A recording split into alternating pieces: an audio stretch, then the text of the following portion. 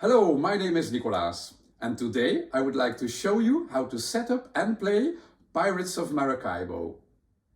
Pirates of Maracaibo is published by Games Up and DLP Games. It's designed by Alexander Pfister, Ryan Hendrickson and Ralph Bienert.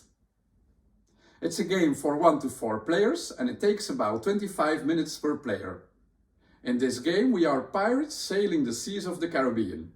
We will gather treasure, build residences, hire crew members and make our ships better with new equipment.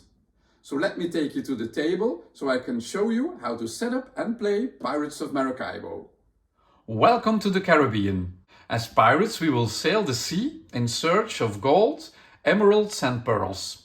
To accomplish this we will have to improve our ship, hire new crew members, complete quests, raid locations, and of course we wouldn't be proper pirates if we don't explore Maracaibo and bury some of that treasure. The game takes place over 3 rounds and players take turns in clockwise order. During your turn, you move your ship and you perform the actions shown on the locations where you stop.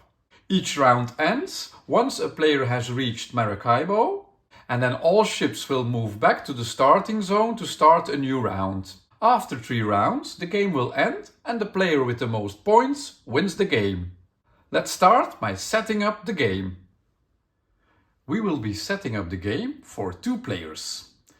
First, you place this exploration board in the middle of the table. It shows you the Gulf space, Maracaibo, and this is the island of Maracaibo that we will be exploring. If you then take a look at the cards in the game box, we can sort them by their backs and prepare each deck accordingly. The cards with the rope symbol now go back to the box, because they are only used when you play a solo game of Pirates of Maracaibo. We then have 5 decks of cards left. These are Tier 2 cards, Quest cards, Tier 1 cards, Residence cards and Location cards. The deck with the Tier 1 symbol on its back has Improvement cards. To create a Tier 1 draw deck, we will now shuffle this deck of Residence cards and we will place 4 cards on top of the Location cards. The rest of the Residence cards can now go back to the box. Now we shuffle the deck of Improvement cards with the Tier 1 symbol on their back and we would place 15 cards on top of our deck that we already created. As a last step we will also shuffle this deck. And now this means that we have created our Tier 1 draw deck. The Tier 2 cards can be placed off to the side, and for now we also place this deck of quest cards next to the game board. We will now use this Tier 1 draw deck to create the ocean and its various locations. To do this we will also need these 3 treasure island tiles from the game box. To help us with our first setup we can take a look in the rulebook at pages 4 and 5. Here you will find how you will have to place cards and the treasure islands near the game board. If you have played the game a few times, you can always take a look at the back of the rulebook, where you will also find some alternative card layouts. But since this is our first play, we will use this setup that we can find in the rulebook. To do this, we will first place our Pearl Treasure Island next to the game board. We will now place cards from this Tier 1 draw deck according to the setup that we find in the rulebook.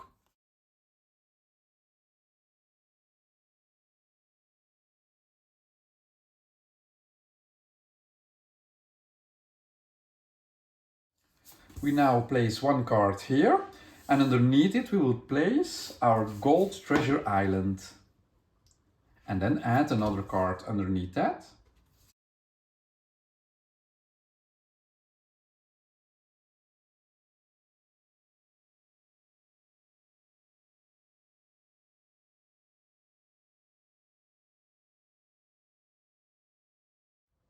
To finish this setup, we now take the treasure island containing emeralds and we place it above these 2 first columns. This is how you set up the ocean, the locations and the game board. If this is your first game and there is a cluster of 4 or more adjacent locations, You may now swap one or more of these cards with improvement cards. So I could swap this card with this one, and maybe this one with the one here. This area, together with the Gulf and the Maracaibo spaces that you can find on the exploration board, is referred to as the Caribbean. Now you would shuffle the deck of Tier 2 cards and place them in a face-down deck near the Caribbean. Place 4 marker cubes on each of the 3 treasure islands. You start at the bottom space and you make your way up until each treasure island has 4 marker cubes. This is the island where you will be able to find pearls. Here you will be able to find some gold. And here in the corner is the island where you will be finding emeralds. You can place the rest of the treasure tokens nearby. Now we take this stack of grey treasure tiles. They all have the same back, but on the front they show you a different treasure. We first shuffle these, and then we look at the locations on the board. And each location that shows us this symbol must receive one of these tiles. So if we take a look, we would place one face up here, one face up here, another one here, another one here. This one goes here, and then the last one is placed here. To create the figurehead market, we will take all the figureheads that are in the game and we add 2 to the number of players, and this will be the amount of figureheads that will be available to all players during the game. So since we are playing a 2-player game, we would now place 4 figureheads in the figurehead market. Then you place the doubloons in notations of 1, 2 and 5, the ray ties, the rest of the treasure cubes, emerald, gold and pearls, and the grey marker cubes in a container next to the board. So you can also place these components back into the box. They are only used with some modules that you can add to your game when you have played it a few times. You can find all the modules at the back of the rulebook. These components are used with the Ruby module, and this component is used with the retirement module. Let's now continue with the player setup. Each player takes a ship board and a hideout board and places those in front of him. One of the ship and hideout board shows you the printing for a solo game. The ship and hideout boards that we will use for a multiplayer game all show you the same printing. So we would flip this hideout board to its multiplayer side, and we also have to change this ship's direction, and now it shows us the multiplayer side. Now all players pick a color and they take the following components of that color: a ship token, an explorer token, a scoring token, a set of black market tiles in their color, and these double-sided player tokens. Leave the player tokens near your shipboard. Now one player takes this stack of black market tiles and he places them near his player's ship, and after that he would flip them to the other side. All the other players now must flip their black market tiles to match this setup. We will now give this ship, explorer and scoring token their starting spot on the main player area. In our 2-player game, both players will place their ship token in the starting zone. This is over here. They would then place their explorer on the start of the exploration track and place their score token on the 0 spot of the score track. During the last steps of setup, we will perform the following actions. Take this deck of quest cards, shuffle them, and place this deck face down near the exploration board. Each player now draws 2 cards, keeps one of them hidden from other players, and discards the other one face down. Now we would shuffle all discarded cards back into the deck, and we draw the top 2 cards to create the quest market. As a final step, we now pick a starting player. That player receives 10 doubloons. The second player would get 11, and so on. The last player in turn order, and let's presume that it's the green player, would place one of his markers with the 50 VP side face down onto the Maracaibo space to show that they are the last player to act when the end of the game is triggered. Now, how do you take your turn? During your turn, you must perform a move step and then you may perform an action step. Then the next player takes their turn until one player reaches Maracaibo. After that we will prepare for the next round or for the end of the game if it's the third round. So now let's take a look at the move step. You must move your ship 1 to 3 spaces. Each card is considered a space, but also the Gulf and the Maracaibo locations are spaces that you can move through or end your movement on. The treasure islands are not considered spaces, so you can never end your movement on them and you cannot sail through them. Now, how do we move? From the starting space, which is this location here, you will have to pick one of the 2 cards in the leftmost column. Then, with each movement, you must sail to a space that is touching your current space. And the most important thing to remember is that you must always end your movement in a column that is closer to Maracaibo than the column that you have started in. So for example, if it's the yellow player's turn, since he's in the starting zone, he would now choose one of these 2 cards to start his movement, so he could move to this card.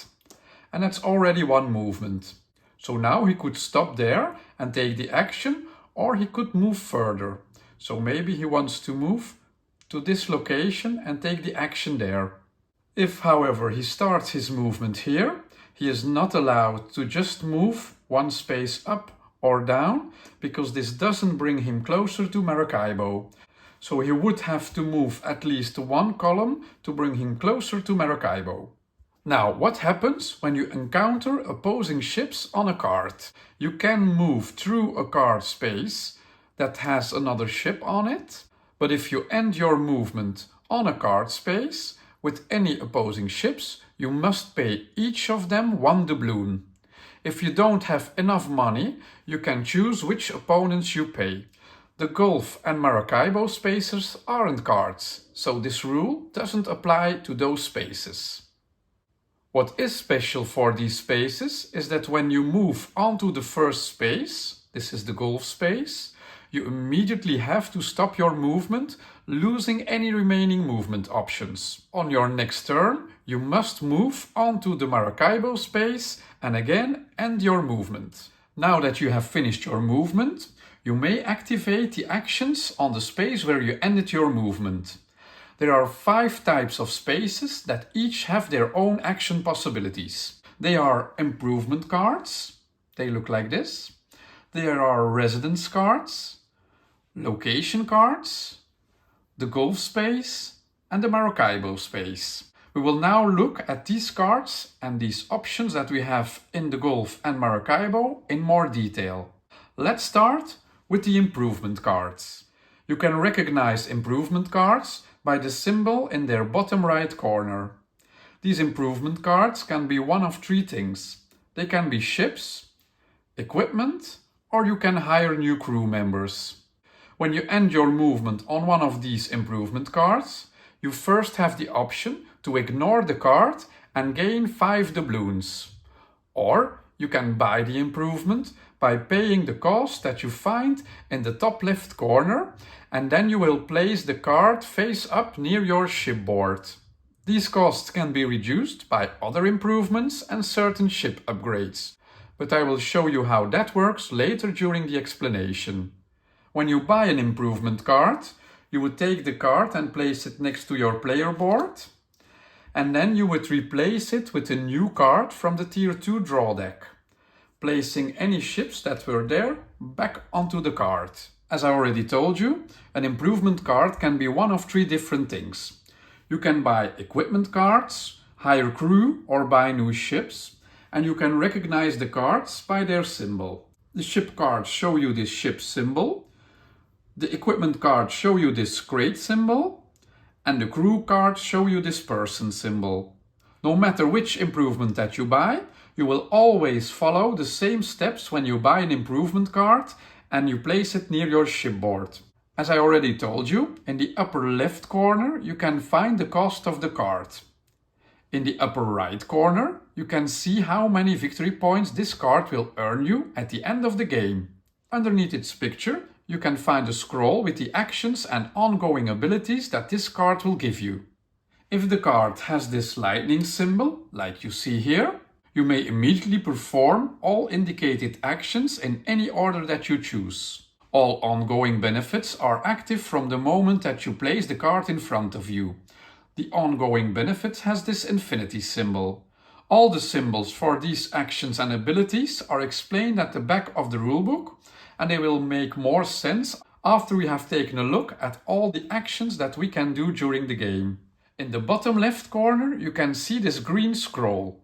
This shows you an income symbol, and at the end of each round you will gain this amount in points or in doubloons, and doubloons are taken from the supply.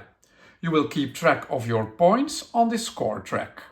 So each time when you gain an improvement, you add it to your play area. As you can see, I have already hired 1 crew member, I have 2 ships, and I have 2 pieces of equipment. Like I showed you on the main board, all these improvement cards show me something that I can activate when I take the improvement card. Red banners will always be ongoing abilities, which means that each time when I take a certain action, I can use these abilities. For example, this crew member gives me extra raiding actions. This one lets me buy cards, improvement cards, at a discount of 2. This card shows you that lightning symbol, so here I can move my explorer 7 spaces. And the grey banner here shows me this symbol, which means that it's an end of the game bonus. But for now, just remember, red banners are ongoing abilities, green banners will have something to do with income, these beige banners will be one-time effects, and these grey banners will show you end of the game bonuses.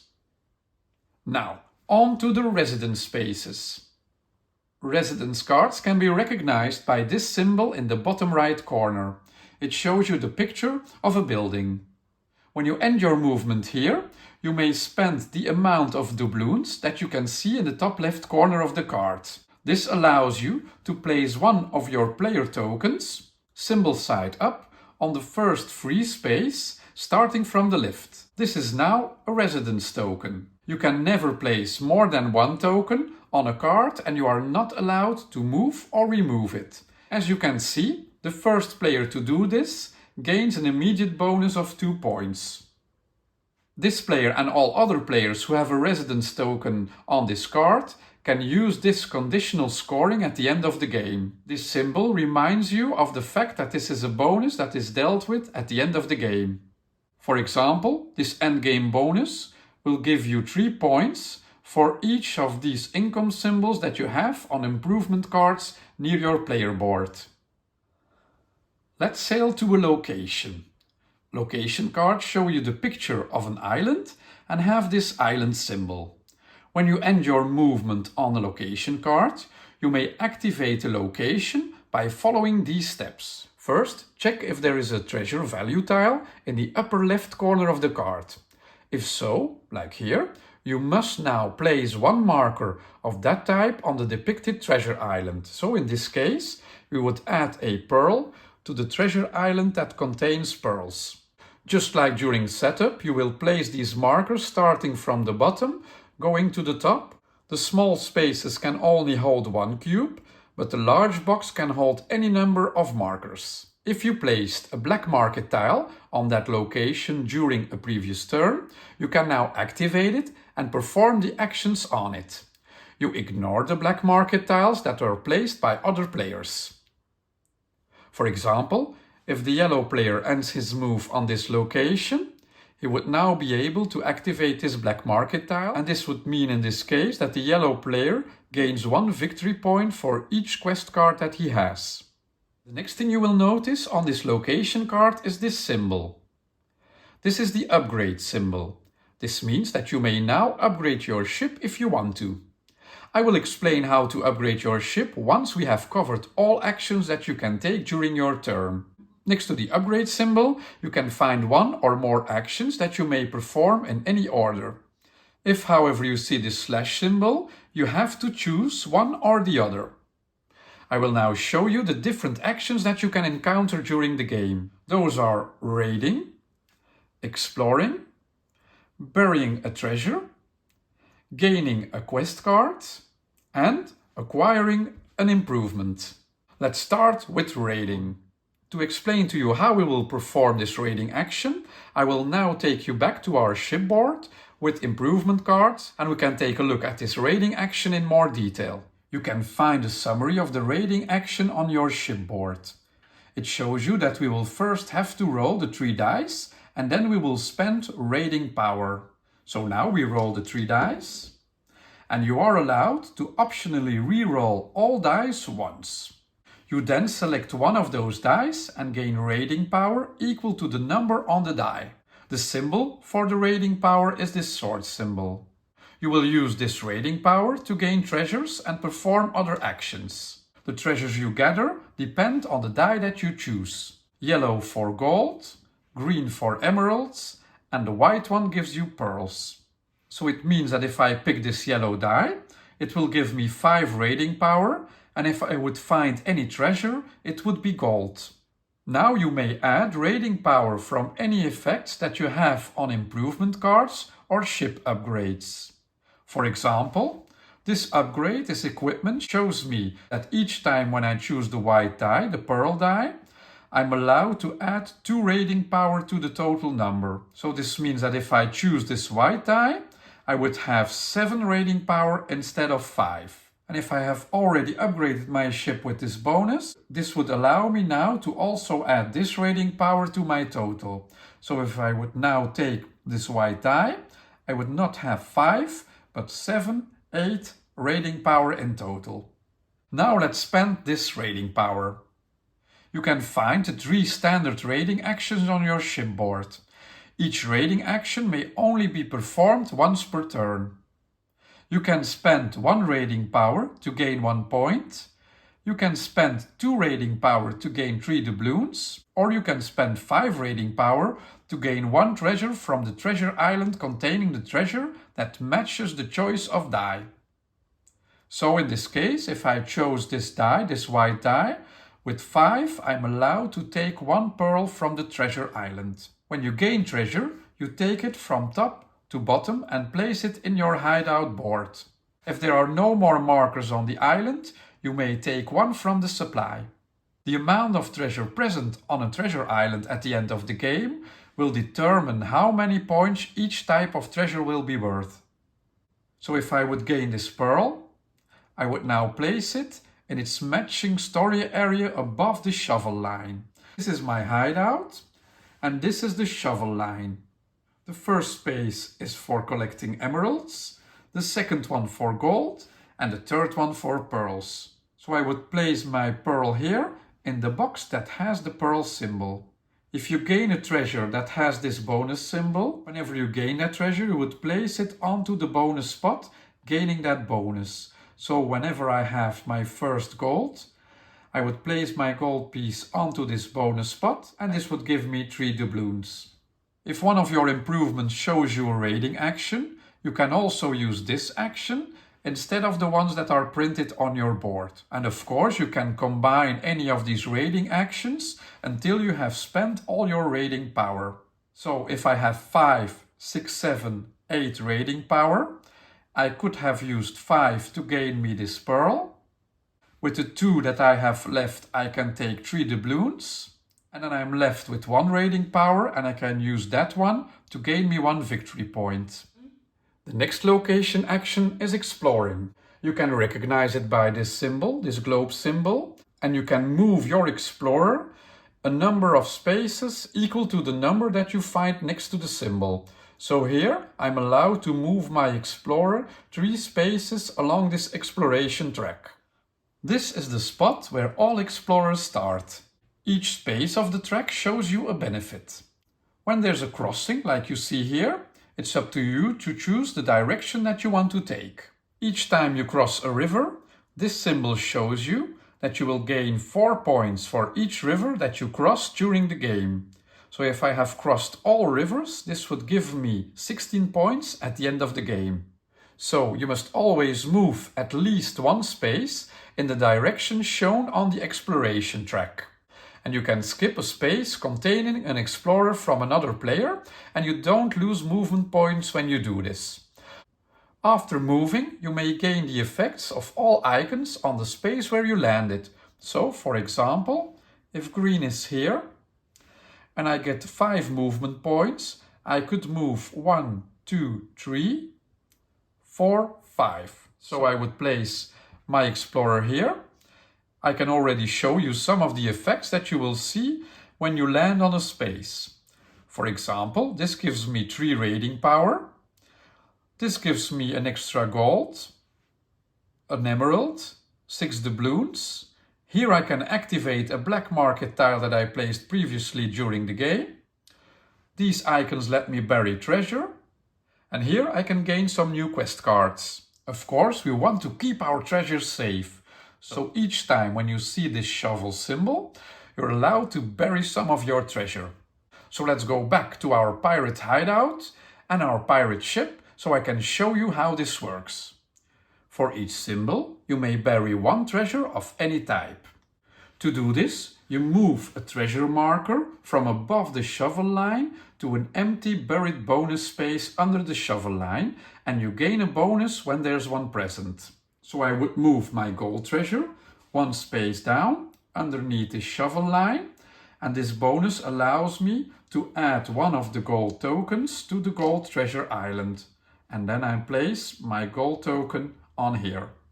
If all spaces are full, you can no longer bury treasure of that type. Buried treasure will be worth more points at the end of the game. At the start of the game, each player starts with 1 quest card.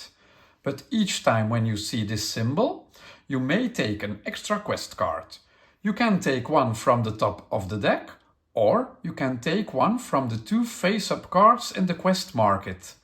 Whenever you take a card from here, you immediately replace it with a new one. If we take a look at these quest cards, they will always show you 2 conditions, a top and a bottom condition. The player will score points of the highest condition that he meets or exceeds. For example, this card shows you that at the end of the game, if you have 3 or more buried emeralds, you would gain 6 points. Or this quest cards for 8 points wants you to have 3 equipment improvements and 3 hired crew members. The next symbol allows you to acquire an improvement card from anywhere in the Caribbean. This symbol allows you to take a crew card, and this symbol allows you to take an equipment card. To take this action, you have to pay 3 doubloons extra on top of the normal cost. Just like when you normally acquire an improvement card, you immediately replace it with a new tier 2 card, and you move any ships that were on the card that you took to the new one.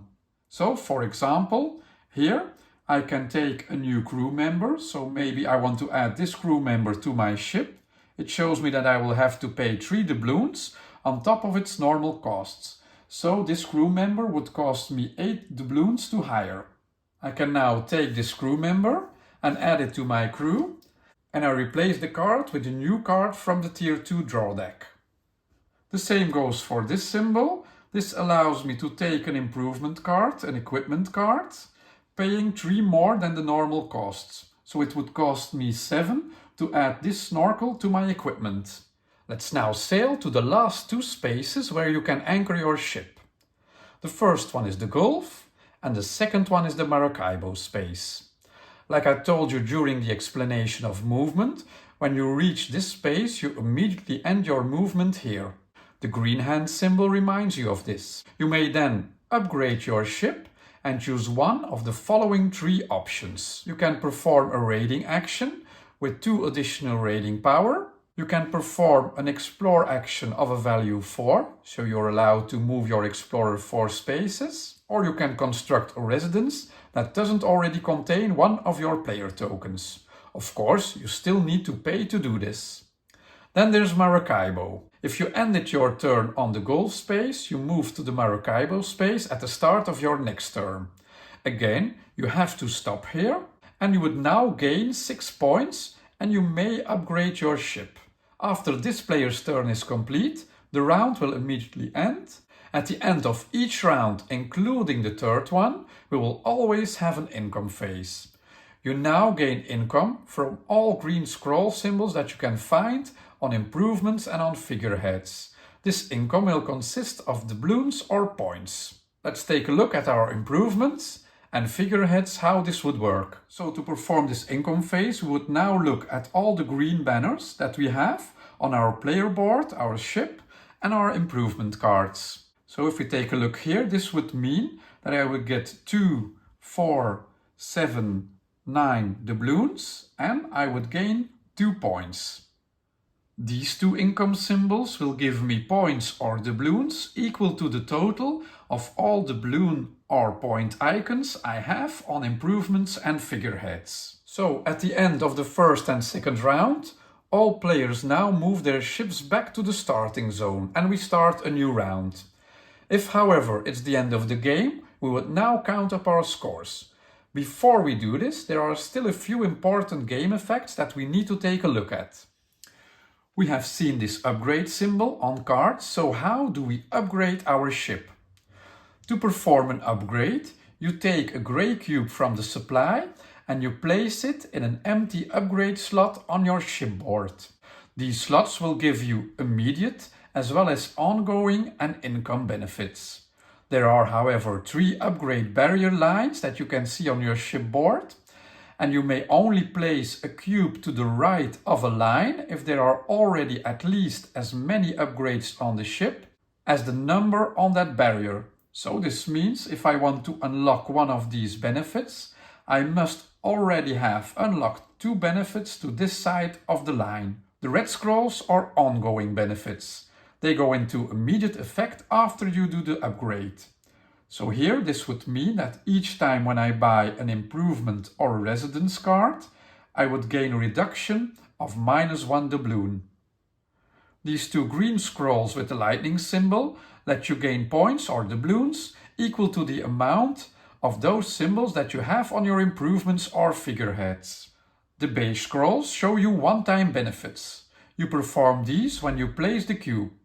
For example, this would now give me 3 doubloons. If you see a doubloon with a white number, it means you gain that amount of doubloons. If a doubloon shows you a red number, it means that you would have to pay that amount of doubloons to perform the action. So just keep in mind that if you ever want to unlock these 2 benefits, this would mean that you already have unlocked 12 other improvements on this side of your shipboard. These 2 upgrades might require some extra attention. The first one is the figurehead symbol, and the second one shows you the black market tile symbol. This symbol allows you to gain a figurehead. It also shows you that you would now pay 3 doubloons, and you can choose one figurehead from the figurehead market and attach it to your ship. You can only have one figurehead and it stays with you until the end of the game.